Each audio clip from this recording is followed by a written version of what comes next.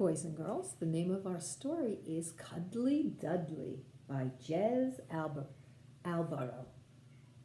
What's what the story's going to be about? What animal is this? Do you know what kind of bird that is? That is a penguin.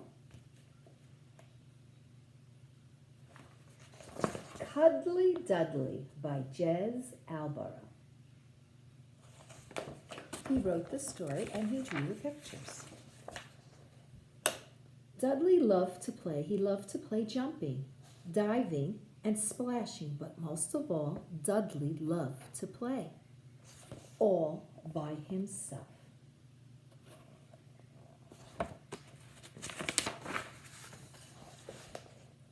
The trouble was, Dudley was such a lovely, cuddly penguin that whenever his brothers and sisters found him on his own, they just couldn't resist having a huddle and a waddle and a cuddle with him. "Go away," Dudley would say. "Leave me alone." "We can't," came the reply. "You're just too cuddly, Dudley."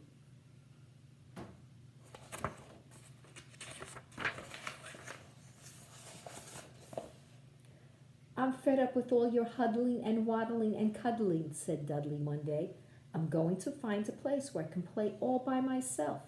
And off he went. He waddled and he toddled for many miles until quite by chance he found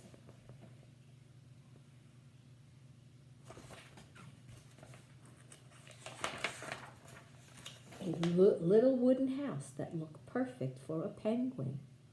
And it seemed to be empty.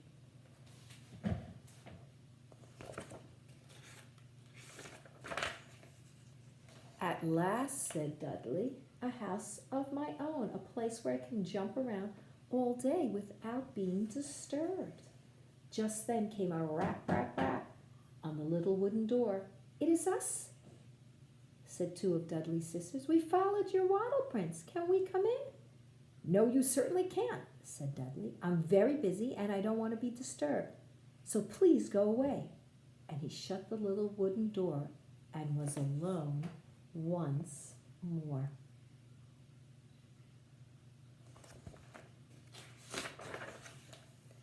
"At last," said Dudley, "a house of my own, a place where I can splash around all day without being—" Just then came a rap, tap, tap at the little wooden door.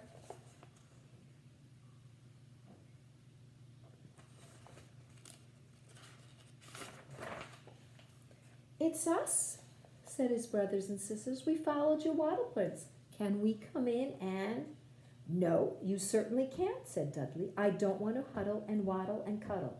So for the very last time, stop following me around." He slammed the little wooden door and was alone once more.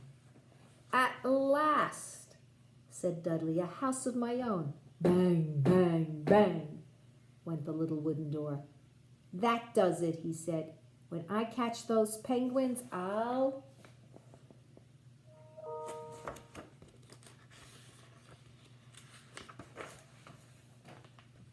But it wasn't the penguins at the little wooden door.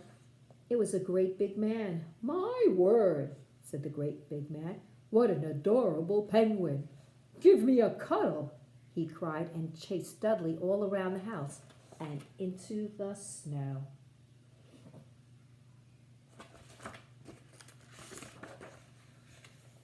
Dudley ran and escaped from the man. Crunch, crunch, crunch went Dudley, looking for some waddle prints to follow. But when night came, he was still alone and completely lost. And now, for the first time, he was lonely. He climbed a hill to get a better view. At the top, he saw an enormous orange moon with hundreds of tiny sparkling stars huddled all around. "Excuse me," said a penguin from the foot of the hill. "Have you finished being alone yet? We wondered, now that you're back, if you wouldn't mind whether we could. It's just that you're so...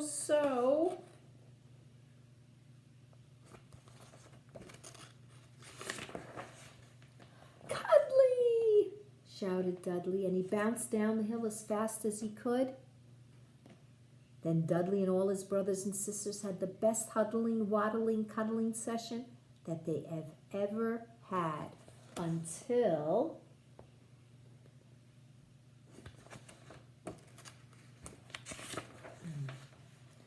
"Give me a cuddle."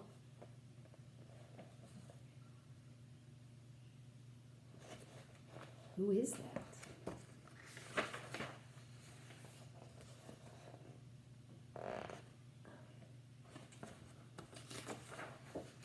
And that was the end. What do you think the penguins did when the man was running after him? After them? How would you have changed the ending?